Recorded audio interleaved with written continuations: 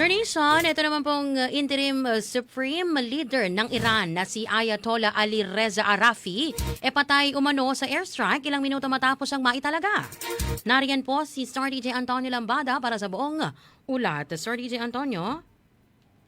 Yes, Star Nation! Patuloy na bineberipika ngayon ang mga ulat na nasawi sa isa na namang airstrike ang kadedeklara pa lamang na interim supreme leader ng Iran na si Ayatollah Ali Reza Arafi.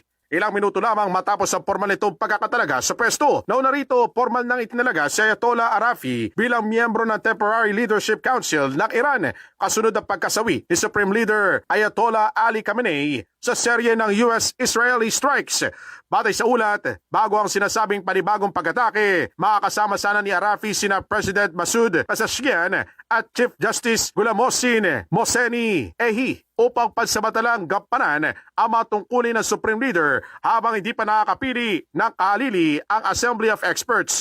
Kaugnay ng pagkakasawi ni Khamenei, nagdeklara ang bansa ng 40 days na pagluluksa. Magkakahalo naman ang naging reaksyon sa Tehran. Marami ang nagluksa at sumigaw ng protesta laban sa Amerika at Israel habang may naiulat din na palihim na nagdiriwang ang ilang residente. Bago pa man ang mga ulat hinggil sa sinasabing pagkasawi ni Arafi, maring kinondena ni President Pezeshkian ang pagpatay sa kanilang yumaong Supreme Leader at tinawag itong Declaration of War against Muslims. Inaabangan pa sa ngayon ang opisyal na kumpirmasyon mula sa pamahalaan ng Iran at state media hinggil sa tunay na sinapit ni Ayatollah Arafi matapos ang naiulat na airstrike.